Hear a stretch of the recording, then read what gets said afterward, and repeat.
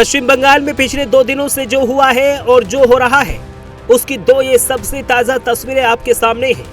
एक तरफ ममता बनर्जी है, दूसरी तरफ बीजेपी है, लेकिन समझने वाली बात ये कि अब दोनों ही सड़कों पर हैं और आरोप प्रत्यारोप की कहानी तेज हो गई है। शुक्रवार को टीएमसी चेयरपर्सन और मुख्यमंत्री ममता बनर्जी ने आईपैक पर हुई ईडी की रेड के बाद एक रैली निकाली, जबकि ममता बनर्जी के खिलाफ बीजेपी ने विरोध मार्च निकाला और बीजेपी ने इसके खिलाफ टीएमसी को चुभन देने वाले सवाल उठाए।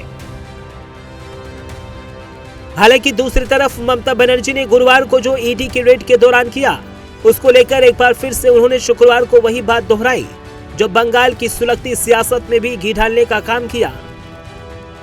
तो আমি জেড প্লাস ভুলে যান, আমি কাল যা করেছি as a all India Trinamool কংগ্রেসের চেয়ারম্যান করেছি এবং যা করেছি আমি কোনো অন্যায় করিনি। তুমি আমায় খুন করতে এসছো, আমার আত্মরক্ষা করার অধিকার আছে, চোরের মতো কেন এসছো। दूसरी तरफ शुक्रवार को जो ईडी की याचिका पर सुनवाई होने वाली थी उसे कलकत्ता हाई कोर्ट ने टाल दिया। दरअसल कोर्ट परिसर में भारी भीड़ और हंगामे की वजह से ईडी की याचिका पर सुनवाई टालनी पड़ी। याचिका में ममता बनर्जी के खिलाफ छापेमारी के दौरान हस्तक्षेप करने के आरोप में एफआईआर दर्ज कराने की मांग की गई थी। अब एक बार आप पहले पूरे मामले को समझ लीजिए। 8 जनवरी को ईडी और इनकम टैक्स ने आईपैक के कोलकाता ऑफिस और उसके प्रमुख प्रतीक जैन के घर छापा मारा था। खबर थी कि यह संस्था हवाला से लेन देन कर रही है। छापे की खबर सुनकर मुख्यमंत्री ममता बनर्जी खुद मौके पर पहुंची और ईडी अधिकारियों से लोहा ले लिया। अधिकारियों के खिलाफ एफआईआर दर्ज करवा दी गई और ममता जब्त दस्तावेज और हार्ड डिस्क अपने साथ ले गई। दरअसल ममता बनर्जी ने आरोप लगाया कि आईपैक पर छापा मारकर उनकी चुनावी रणनीति का भेद जानने की कोशिश की गई है, जबकि ईडी का कहना था कि एक्शन कोयला तस्करी के मामले में हुआ है, जिसमें कार्रवाई साल 2020 में चल रही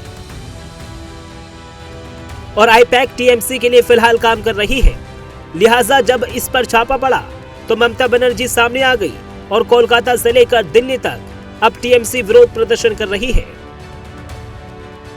टीएमसी के सांसदों ने शुक्रवार को सुबह गृह मंत्री अमित शाह के ऑफिस के बाहर प्रदर्शन करने पहुंच गए और अब टीएमसी के इस रवैये पर कांग्रेस भी बरस पड़ी है, जबकि साक्ष्य चुराने के आरोप लगा रही है। पलायन की हालत में पहुंच चुके हैं प्रवासी मजदूरों ने और साथ साथ हत्या भी किए गए थे। उस समय न सदन के बाहर ना गृह मंत्री अमित शाह और दूसरे कोई मंत्री इनके खिलाफ टीएमसी पार्टी के कोई प्रदर्शन हम नहीं देखे। लेकिन अभी उनको लगे कि ईडी की हमला हो गई, चलो इस बार एक विरोध प्रदर्शन करते हुए जो चुनावी लाभ उठाया जा सकते चलो उठाओ, और तो कुछ नहीं। ममता बनर्जी चोर बोले जोर से वाली कहानी है। उन्होंने साक्ष्य को चुराया है, साक्ष्य को चुरा करके भागा है और उस चोरी को छिपाने के लिए सड़क पर आकर के गुंडागर्दी कर। दूसरी तरफ यह आवाज भी उठ रही है कि आखिर हरे रंग की उस फाइल में क्या था जो ममता बनर्जी ईडी की रेड के सामने आईपैक के ऑफिस से लेकर निकली थी। क्या उसमें कुछ ऐसा संदिग्ध था जो बड़ा सबूत हो सकता था? बीजेपी ने प्रेस कॉन्फ्रेंस कर इस पर भी हल्ला बोला है। आजाद भारत में बंगाल में जो हुआ वो आज तक नहीं हुआ कि एक सिटिंग मुख्यमंत्री एक प्राइवेट प्रॉपर्टी में घुसकर जहां मनी लॉन्ड्रिंग की कार्रवाई चल रही है ईडी के द्वारा, वहां चली जाए, ईडी के लोगों को धमकाए और पेपर स्नैच कर वॉकआउट कर जाए। और समाचार पत्रों में यह भी लिखा हुआ है जैन का घर कहां है, गाड़ी छोड़ती हैं और फ्लैट में घुसती हैं, उनके पुलिस कमिश्नर जाते हैं, पुलिस अफसर जाते हैं और वहां ईडी के लोगों को हड़काते हैं और ये बहस करती हैं और कागज छीन करके लेके चली आती हैं।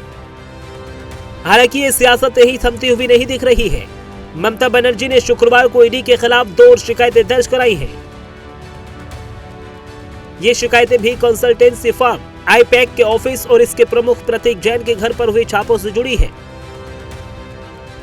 इन शिकायतों के आधार पर कोलकाता और बिधन नगर पुलिस ने एफआईआर दर्ज की है और जांच शुरू कर दी है।